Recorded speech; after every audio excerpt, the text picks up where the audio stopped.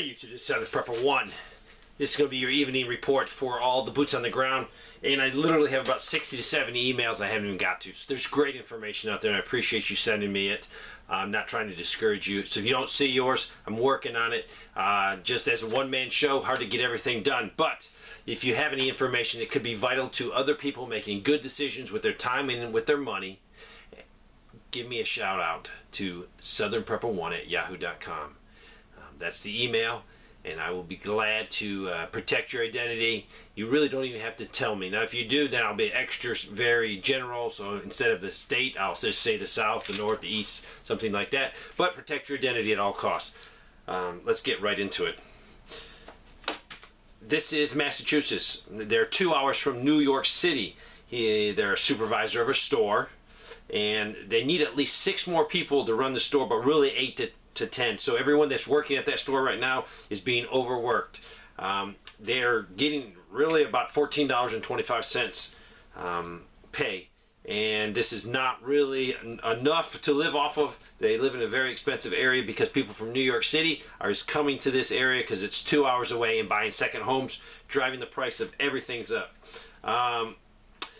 Some of the grocery stores are seeing some empty shelves in the store. And this is the freezer section and pasta section are the hardest hits. Now, this person doesn't work at the grocery store. They work at a different store, but I can't tell you the name.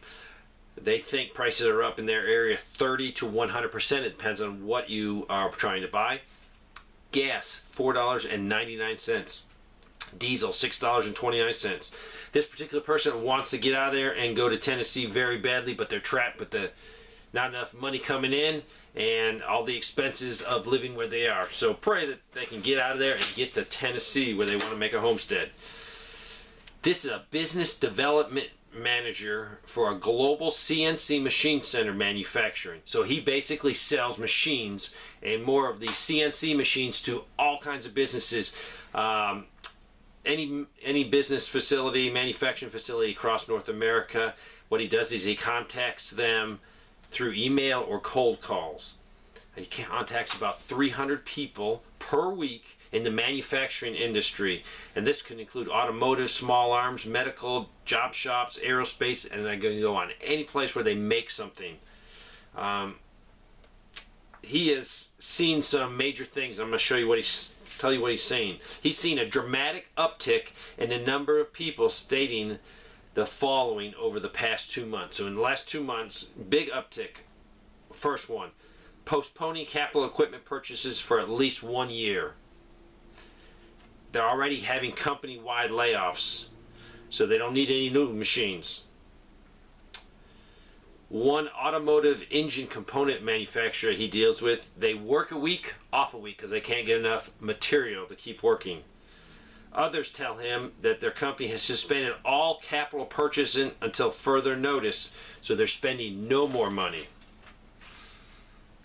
Some people are telling him no new opportunities for the foreseeable future. Don't call. You're just wasting your time because we're not spending any money doing any projects because of the economy. Their company's okay right now because they have some good firearm contracts and they have some business with the electric vehicle business. So they're keeping their head above water, but they're not selling CNC machines or other machining pieces of equipment. Let's go over this person. Does equipment and vehicles for EMS and fire police. So they do a lot of business selling products to them. They're loose equipment side of the house, so anything that these people use that's not tied into the car, the lead times have doubled. Bunker gear, that's the firefighters' equipment, a 40% price increase. Any type of breathing air cylinders are an 8-month backlog. They also build fire trucks. Truck building, no chassis available in the country at all. 2-year wait time on some types of chassis. And others you can't even get on the list. The list is so long they're taking no more people. So there is going to be a shortage of fire trucks very soon. Their factory is critically low on workers. There's a neighboring factory that has to build 70 trucks a year just to break even on expenses. In 2021, they built 23 trucks, and that was probably a direct result of no supplies or raw materials to build them and outfit the fire trucks and other emergency vehicles.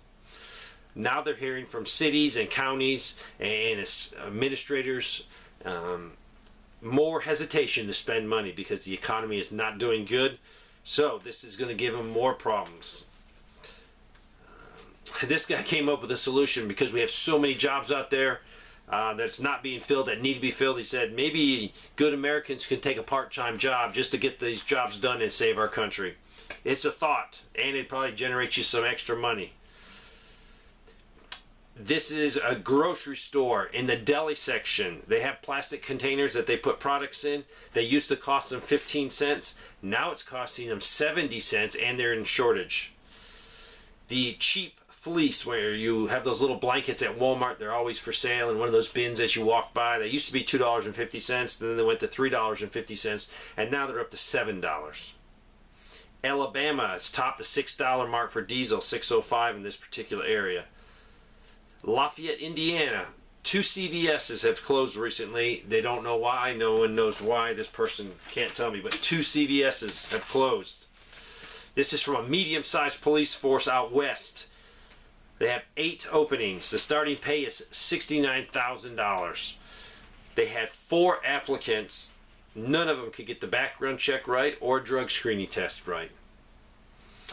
Also, they have officially put out there they're not responding to theft complaints, auto thefts, vandalism, and minor crimes.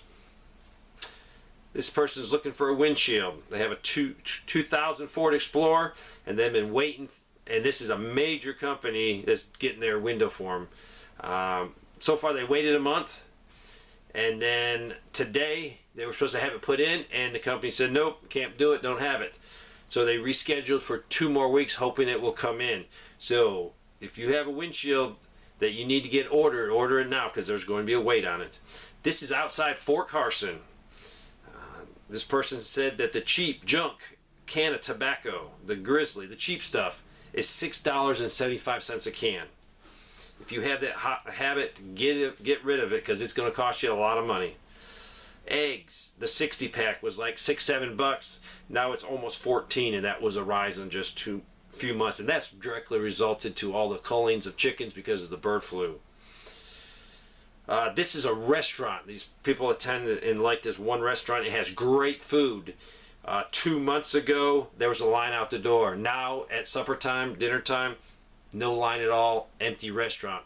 Typically, the 2 adults and a child, they spend about $70. So this is a pretty nice restaurant, but it's showing you that Americans have tightened their purse definitely on sit-down restaurants. This is North Carolina. Gas is running anywhere from $4.48 to $4.70. Diesel, $5.59 up to $5.89. So it's creeping up. Restaurant, they even mentioned with their restaurants, the sit-down ones are doing terrible. The traffic is really low. The fast food ones are still okay. This person was driving from Baltimore to Pennsylvania, and he passed 6 gas stations, and pumps were taped off. He didn't know, he didn't stop, he was just traveling through, but there was no fuel or no access to fuel. Now, are they out of fuel? I don't know. He couldn't tell. He didn't stop to ask. Also, numerous people are saying that more and more they're seeing more road rage, more irritated drivers, more aggressive drivers, and this is definitely, as the economy gets worse and people are more stressed, it's going to happen. So be kind out there. Show kindness. It's probably just self-preservation, because you don't want to get into a fender bender. Your car could be in the shop for months. This is an EMT that works, I guess, on the ambulance in Maine.